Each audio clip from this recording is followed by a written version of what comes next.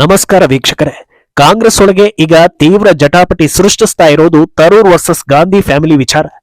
ಕೇವಲ ಕೈ ನಾಯಕರ ಮಧ್ಯೆ ಮಾತ್ರ ಇದ್ದ ಈ ಜಟಾಪಟಿ ಇನ್ನೊಂದು ಹಂತಕ್ಕೆ ಹೋಗಿದ್ದು ಕೇಂದ್ರ ಸರ್ಕಾರ ತರೂರನ್ನ ಮುನ್ನೆಲೆಗೆ ತಂದು ಡೆಲಿಗೇಷನ್ ಟೀಮ್ಗೆ ಆಯ್ಕೆ ಮಾಡಿದ ಬಳಿಕ. ಬುದ್ಧಿವಂತಿಕೆಗೆ ಹೆಸರಾಗಿರೋ ತರೂರ್ ತಮ್ಮ ಕೆಪಾಸಿಟಿಯನ್ನ ಜಗತ್ತಿಗೆ ತೋರಿಸಿ ಎಲ್ಲರ ಮೆಚ್ಚುಗೆಗೆ ಪಾತ್ರವಾಗ್ತಾ ಇದ್ದಾರೆ.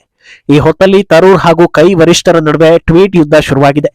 ಆದ್ರೆ ಇದನ್ನ ನೋಡ್ತಾ ಇರೋ ರಾಜಕೀಯ ವಿಮರ್ಶಕರು ಹೇಳ್ತಾ ಇರೋದು ಕಾಂಗ್ರೆಸ್ ಗೋಲ್ಡನ್ ಅಪಾರ್ಚುನಿಟಿಯನ್ನ ಮಿಸ್ ಮಾಡ್ತಾ ಇದೆ ಅಂತ. ಇದರ ಜೊತೆಗೆ ಅಸಲಿ ವಿಷಯ ಏನು ಅನ್ನೋದು ಕೂಡ ಚರ್ಚೆ ಆಗ್ತಾ ಇದೆ. ಮತ್ತೊಂದೆಡೆ ಕಾಂಗ್ರೆಸ್ ವಕ್ತಾರ ಪವನ್ ಖೇರಾ ಗಾಂಧಿ ಕುಟುಂಬದವರ ಜೊತೆಗೆ ಮೋದಿಯನ್ನ ಕಂಪೇರ್ ಮಾಡಬೇಡಿ ಅಂತ ಹೇಳಿರೋದು ಹಲವು ರೀತಿಯ ಚರ್ಚೆಗಳಿಗೆ ದಾರಿ ಮಾಡಿಕೊಡ್ತಾ ಇದೆ. ಇದೆಲ್ಲವನ್ನ ಒನ್ ಬೈ ಒನ್ ವಿವರಿಸ್ತಾ ಹೋಗ್ತೀವಿ. ಈ ವಿಡಿಯೋವನ್ನ ತಪ್ಪದೆ ಕೊನೆ ತನಕ ನೋಡಿ. ಅದಕ್ಕೂ ಮುನ್ನ ಮೀಡಿಯಾ ಮಾನ್ಸ್ಟರ್ ಚಾನಲ್ ಅನ್ನ ತಪ್ಪದೆ ಸಬ್ಸ್ಕ್ರೈಬ್ ಮಾಡಿ. ಎಸ್, ಕಾಂಗ್ರೆಸ್ ಇವತ್ತು ಈ ಮಟ್ಟಕ್ಕೆ ಕುಸಿದಿದೆ. 60 ವರ್ಷ ದೇಶ ಆಳಿದ ಪಕ್ಷಕ್ಕೆ ಮತ್ತೆ ಚಿಗುರೋದಕ್ಕೆ ಸಾಧ್ಯವಾಗ್ತಿಲ್ಲ ಅಂದ್ರೆ ಅದಕ್ಕೆ ಕಾರಣ ಬಿಜೆಪಿ ಹಾಗೂ ಮೋದಿ ಅಂತ ಹಲವರು ಹೇಳ್ಬೋದು. ಆದ್ರೆ ವಾಸ್ತವ ಅದಲ್ಲ. ಕಾಂಗ್ರೆಸ್ ಕುಸಿತದ ಹಿಂದೆ ಬಿಜೆಪಿಯೂ ಒಂದು ಕಾರಣ ಇರ್ಬೋದು, ಆದ್ರೆ ಅದೇ ಪ್ರಮುಖ ಕಾರಣ ಅಥವಾ ಅದೊಂದೇ ಕಾರಣ ಅಲ್ಲ ಅನ್ನೋದನ್ನ ಬಹುತೇಕರು ಒಪ್ಪಿಕೊಳ್ತಾರೆ. ಯಾಕಂದ್ರೆ ಕಾಂಗ್ರೆಸ್ಗೆ ಬಾಧಿಸ್ತಾ ಇರೋದೇ ಆಂತರಿಕ ಸಮಸ್ಯೆ. ಒಬ್ಬ ದೇಶದ ಪ್ರಜೆಯಾಗಿ ಯಾರೂ ಕೂಡ ನಮಗೆ ಬಿಜೆಪಿಯೇ ಕೇಂದ್ರದಲ್ಲಿ ಇರಬೇಕು, ಕಾಂಗ್ರೆಸ್ ಬರಲೇಬಾರದು ಅಂತ ಹೇಳೋದಿಲ್ಲ. ನಿಜವಾದ ಪ್ರಜೆ ಹೇಳೋದು ಯಾರೇ ಅಧಿಕಾರಕ್ಕೆ ಬಂದರೂ ದೇಶ ಮೊದಲ ಆದ್ಯತೆ ಆಗಿರಬೇಕು, ಧರ್ಮ ಜಾತಿ ಹೆಸರಲ್ಲಿ ಓಲೈಕೆ ವಿಭಜನೆ ಮಾಡದೆ ಉತ್ತಮ ಆಡಳಿತವನ್ನ ಕೊಡಬೇಕು ಅಂತ. ಈ ಕಾನ್ಸೆಪ್ಟ್ಗೆ ಬಿಜೆಪಿ ಹತ್ತಿರ ಆಗಿರೋದಕ್ಕೆ ಇವತ್ತು ಅಧಿಕಾರದಲ್ಲಿದೆ. ಕಾಂಗ್ರೆಸ್ ದೂರ ಆಗ್ತಾ ಇರೋದಕ್ಕೆ ಹಲವು ಕಾರಣಗಳಿವೆ. ಅದರಲ್ಲಿ ಪ್ರಮುಖವಾಗಿರೋದು ಸಮರ್ಥ ನಾಯಕರ ಕಡೆಗಣನೆ. ಈಗ ಅದಕ್ಕೆ ತಾಜಾ ಉದಾಹರಣೆ ಕಾಂಗ್ರೆಸ್ನ ಎಂಪಿ ಶಶಿ ತರೂರ್ ಅನ್ನೋದು ಎಲ್ರಿಗೂ ಗೊತ್ತಾಗಿದೆ. ಭಾರತವನ್ನ ರೆಪ್ರೆಸೆಂಟ್ ಮಾಡಿ ವಿದೇಶಗಳಿಗೆ ತೆರಳಿ ತಮಗೆ ಕೊಟ್ಟಿರೋ ಜವಾಬ್ದಾರಿಯನ್ನ ತರೂರ್ ಅಚ್ಚುಕಟ್ಟಾಗಿ ನಿರ್ವಹಿಸ್ತಾ ಇದ್ದಾರೆ. ಉಗ್ರ ಪೋಷಿತ ಪಾಕಿಸ್ತಾನದ ಬಗ್ಗೆ, ಅದರ ಕ್ರಿಮಿನಲ್ ಕೆಲಸಗಳ ಬಗ್ಗೆ ಎಲ್ಲಾ ದೇಶದಲ್ಲೂ ಅಲ್ಲಿನ ಪ್ರಮುಖರಿಗೆ ಮನವರಿಕೆ ಮಾಡಿಕೊಟ್ಟಿದ್ದಾರೆ.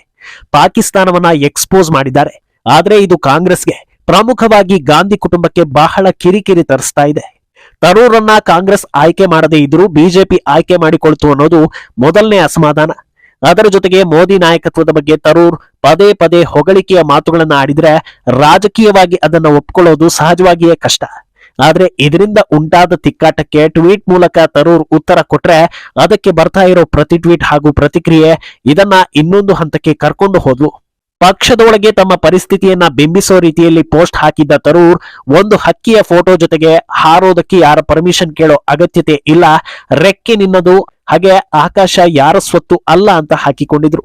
ಸದ್ಯದ ಪರಿಸ್ಥಿತಿಯಲ್ಲಿ ಇದು ಯಾರಿಗೆ ಹೇಳಿದ್ದು ಅನ್ನೋದು ಈಸಿಯಾಗಿ ಅರ್ಥ ಆಗೋ ರೀತಿಯಲ್ಲಿತ್ತು. ಅದಕ್ಕೆ ಕೌಂಟರ್ ಕೊಡೋ ಸಲುವಾಗಿ ತಮಿಳುನಾಡಿನ ಕೈ ನಾಯಕ ಮಾಣಿಕಂ ಟ್ಯಾಗೋರ್ ಹದ್ದು ಗಿಡುಗಗಳ ಫೋಟೋ ಹಾಕಿ ಹಾರೋದಕ್ಕೆ ಯಾರ ಪರ್ಮಿಷನ್ ಬೇಡ, ಆದ್ರೆ ಆಗಸವನ್ನ ಖಂಡಿತ ಗಮನಿಸಲೇಬೇಕು. ಯಾಕಂದ್ರೆ ನಮ್ಮನ್ನ ಕುಕ್ಕೋದಕ್ಕೆ ರಣ ಹದ್ದುಗಳು ಕಾಯ್ತಾ ಇರುತ್ತವೆ. ಕೆಲವು ಹಕ್ಕಿಗಳು ದೇಶ ಪ್ರೇಮದ ರೆಕ್ಕೆಯನ್ನ ಕಟ್ಟಿಕೊಂಡು ಹಾರುವಾಗ ಹುಷಾರಾಗಿ ಇರಲೇಬೇಕು ಅಂತ ಪೋಸ್ಟ್ ಹಾಕಿದ್ದಾರೆ. ಶಶಿ ತರೂರ್ ತೂಕಕ್ಕೆ ಮಾಣಿಕಂ ಟ್ವೀಟ್ ಪರಿಗಣಿಸೋ ಮಟ್ಟಕ್ಕೆ ಹೋಗದೇ ಇದ್ರೂ ಇದರ ಬೆನ್ನಲ್ಲೇ ಖರ್ಗೆ ಬಾಯಲು ಅಂತದೇ ಹೇಳಿಕೆ ಬಂದಿದ್ದು ಸುದ್ದಿ ಆಗ್ತಾ ಇದೆ. ತರೂರ್ಗೆ ಕೌಂಟರ್ ಕೊಡೋ ಸಲುವಾಗಿ ಖರ್ಗೆ ನಾವು ದೇಶ ಮೊದಲು ಅಂತ ಹೇಳಿದ್ರೆ ಕೆಲವರು ಮೋದಿ ಮೊದಲು ಅಂತ ಹೇಳ್ತಾರೆ ಅಂತ ಟೀಕಿಸ್ತಾರೆ. ಹಾಗೆ ಮುಂದುವರೆದು ಅವರ ಇಂಗ್ಲಿಷ್ ಚೆನ್ನಾಗಿದೆ ಅನ್ನೋ ಕಾರಣಕ್ಕೆ ನಾವು ಅವರನ್ನ ಕಾಂಗ್ರೆಸ್ ವರ್ಕಿಂಗ್ ಕಮಿಟಿಯ ಮೆಂಬರ್ ಮಾಡಿರೋದು. ಆದ್ರೆ ಒಂದು ವಿಷಯವನ್ನ ಹೇಳ್ತೀನಿ, ಇಡೀ ವಿಪಕ್ಷಗಳು ಇಂಡಿಯನ್ ಆರ್ಮಿ ಜೊತೆಗೆ ನಿಲ್ಲುತ್ತೆ ಅಂತ ಹೇಳಿದ್ರು.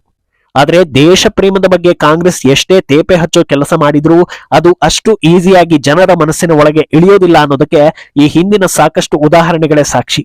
ಕೇವಲ ಆಪರೇಷನ್ ಸಿಂಧೂರ್ ವಿಚಾರವನ್ನ ತೆಗೆದುಕೊಂಡ್ರು ಕೆಲವರು ಯುದ್ಧ ಮಾಡಿ ಅನ್ನೋದು, ಕೆಲವರು ಪಾಕಿಸ್ತಾನಕ್ಕೆ ಹೊಡಿಬೇಡಿ ಅನ್ನೋದು, ಇದೇ ಖರ್ಗೆ ನಮ್ಮ ಪಾಕಿಸ್ತಾನ ಅನ್ನೋದು. ಇಷ್ಟೆಲ್ಲ ಹೇಳಿದ್ಮೇಲೆ ತರೂರ್ಗೆ ಟಾಂಗ್ ಕೊಡೋ ಸಲುವಾಗಿ ನಮಗೆ ದೇಶ ಮುಖ್ಯ ಅಂತ ಹೇಳಿದ್ರೆ ಜನರು ಇದನ್ನ ಹೇಗೆ ರಿಸೀವ್ ಮಾಡ್ಬೋದು ಅನ್ನೋದನ್ನ ಅವರೇ ಯೋಚಿಸಬೇಕು. ಅಂದಹಾಗೆ ಜನರಿಗೆ ದೇಶದ ವಿಚಾರದಲ್ಲಿ ಕಾಂಗ್ರೆಸ್ ಮೇಲಿನ ಅಭಿಪ್ರಾಯವನ್ನ ಬದಲಿಸೋ ಅವಕಾಶ ಇತ್ತು. ಆದ್ರೆ ಅದಕ್ಕೆ ಕಲ್ಲು ಹಾಕಿಕೊಳ್ತಾ ಇರೋದು ಕಾಂಗ್ರೆಸ್ನವರೇ ಅಂತ ಜನರು ಹೇಳ್ತಾ ಇದ್ದಾರೆ. ಇವತ್ತು ಇಂಡಿಯನ್ ಡೆಲಿಗೇಷನ್ ಟೀಮ್ ನಲ್ಲಿ ಎಷ್ಟೇ ನಾಯಕರಿದ್ರು ಅದರಲ್ಲಿ ಹೈಲೈಟ್ ಆಗಿದ್ದು ಕಾಂಗ್ರೆಸ್ನ ಶಶಿ ತರೂರ್.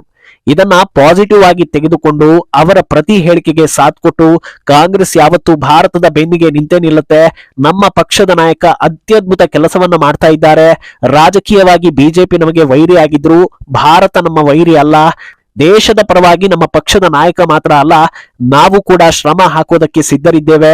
ತರೂರ್ ದೇಶಕ್ಕಾಗಿ ಇನ್ನೂ ಹೆಚ್ಚಿನ ಕೆಲಸ ಮಾಡ್ಲಿ. ನಮ್ಮ ಪಕ್ಷದ ನಾಯಕನಿಗೆ ನಾವು ಎಲ್ಲರೂ ಬೆಂಬಲ ಕೊಡ್ತೀವಿ. ದೇಶದ ವಿಚಾರ ಬಂತು ಅಂದ್ರೆ ನಮ್ಮ ಪಕ್ಷ ಯಾರಿಗೂ ಕಮ್ಮಿ ಇಲ್ಲ ಅನ್ನೋ ರೀತಿಯ ಸ್ಟೇಟ್ಮೆಂಟ್ಗಳು ಬಂದಿದ್ರೆ ಇವತ್ತು ಕಾಂಗ್ರೆಸ್ ಎಲ್ಲೋ ಇರ್ತಾ ಇತ್ತು. ಆದ್ರೆ ಅದು ಆಯ್ತಾ ಅಂತ ಕೇಳಿದ್ರೆ ಖಂಡಿತ ಇಲ್ಲ. ತರೂರ್ಗೂ ಕಾಂಗ್ರೆಸ್ಗೂ ಯಾವ ವಿಚಾರದಲ್ಲಿ ಭಿನ್ನಾಭಿಪ್ರಾಯ ಇದೆಯೋ ಅವರಿಬ್ಬರಿಗೆ ಗೊತ್ತಿರೋದು. ಆದ್ರೆ ಕಾಂಗ್ರೆಸ್ಗೆ ಇಲ್ಲಿ ಅಡ್ವಾಂಟೇಜ್ ಆಗಿರೋದು ಏನಂದ್ರೆ, ಎಂತ ಸಂದರ್ಭದಲ್ಲೂ ತರೂರ್ ನಾನು ಕಾಂಗ್ರೆಸ್ ಅನ್ನ ಬಿಟ್ಟು ಹೋಗ್ತೀನಿ ಅಂತ ಇದುವರೆಗೂ ಹೇಳಿಲ್ಲ. ಕೆಲವೇ ದಿನಗಳ ಹಿಂದೆ ಕೇರಳ ಬೈ ಎಲೆಕ್ಷನ್ ನಿಂದ ತರೂರ್ ಅನ್ನ ದೂರ ಇಟ್ಟರು ಕೂಡ ನಾನು ಕಾಂಗ್ರೆಸ್ ಅನ್ನ ಬಿಡ್ತೀನಿ ಅಂತ ಅವರ ಬಾಯಲ್ಲಿ ಬರಲೇ ಇಲ್ಲ. ಬದಲಾಗಿ ಕೂತು ಮಾತಾಡಿದ್ರೆ ಸಮಸ್ಯೆ ಬಗೆಹರಿಯುತ್ತೆ ಅಂತಲೇ ಹೇಳಿದ್ರು. ಇಷ್ಟು ಅವಕಾಶ ಸಿಕ್ಕಿರೋವಾಗ್ಲೂ ಅವರನ್ನ ಉಳಿಸಿಕೊಳ್ಳದೆ ಬೇರೆ ರೀತಿಯೇ ಆಲೋಚನೆ ಬರ್ತಾ ಇದೆ ಅಂದ್ರೆ ಆಂತರಿಕವಾಗಿ ಬಹಳ ದೊಡ್ಡ ಸಮಸ್ಯೆಗಳೇ ಇದೆ ಅನ್ನೋ ಅರ್ಥ ಕೊಡುತ್ತೆ. ಇನ್ನೊಂದು ದಿಕ್ಕಲ್ಲಿ ಪ್ರಧಾನಿ ಮೋದಿ ತರೂರ್ಗೆ ಕೊಟ್ಟ ಅವಕಾಶ ಬಹಳ ಮೆಚ್ಚುಗೆಗೆ ಪಾತ್ರವಾಗ್ತಾ ಇದೆ. ಭಾರತದ ಪ್ರತಿಭೆಗಳನ್ನ ಹೇಗೆ ಬಳಸ್ಕೊಳ್ಬೇಕು ಅನ್ನೋದು ಮೋದಿಗೆ ಗೊತ್ತು.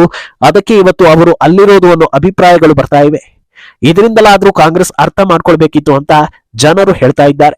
ಇನ್ನು ಇದೆಲ್ಲದರಿಂದ ಆಚೆಗೆ ಕಾಂಗ್ರೆಸ್ ವಕ್ತಾರ ಪವನ್ ಖೇರಾ ಮತ್ತೊಂದು ಸ್ಫೋಟಕ ಹೇಳಿಕೆ ಕೊಟ್ಟು ಎಲ್ಲರ ಗಮನವನ್ನ ಸೆಳೀತಾ ಇದ್ದಾರೆ. ಗಾಂಧಿ ಕುಟುಂಬದ ಯಾರ ಜೊತೆಗೂ ಮೋದಿಯನ್ನ ಹೋಲಿಸಬೇಡಿ, ಮೋದಿಗೆ ಆ ಕ್ವಾಲಿಟಿಯೇ ಇಲ್ಲ ಅಂತ ಖೇರಾ ಹೇಳ್ತಾ ಇದ್ದಾರೆ. ಇಷ್ಟಕ್ಕೆ ಮುಗಿಸದೆ ಮೋದಿಗೆ ದೇಶ ನಡೆಸೋ ತಾಕತ್ತಿಲ್ಲ, ಐಡಿಯಾಲಜಿ ಇಲ್ಲ, ದೇಶ ಪ್ರೇಮ ಇಲ್ಲ, ಸಂವಿಧಾನದ ಮೇಲೆ ಗೌರವ ಇಲ್ಲ. ಆದ್ರಿಂದ ಗಾಂಧಿ ಕುಟುಂಬದ ಜೊತೆಗೆ ಅವರನ್ನ ಹೋಲಿಸೋದೇ ಸರಿಯಲ್ಲ ಅಂತ ಹೇಳಿದ್ದಾರೆ. ಇನ್ನು ನರೇಂದರ್ ಸರೆಂಡರ್ ಅನ್ನೋ ರಾಹುಲ್ ಗಾಂಧಿಯ ಅಜೆಂಡಾವನ್ನ ಪ್ರಸ್ತಾಪಿಸೋ ಖೇರಾ ಮೋದಿಗೆ ಧೈರ್ಯ ಇದ್ದಿದ್ರೆ ಸರೆಂಡರ್ ಆಗ್ತಾ ಇರಲಿಲ್ಲ.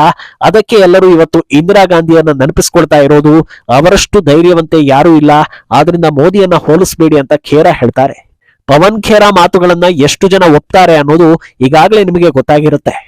ಮೊದಲನೆಯದಾಗಿ ಮೋದಿಗೆ ದೇಶ ಪ್ರೇಮ ಇಲ್ಲ ಅನ್ನೋ ಮಾತು, ಆ ಕಲ್ಪನೆಯೇ ಯಾರಿಗೂ ಬರೋದಿಲ್ಲ.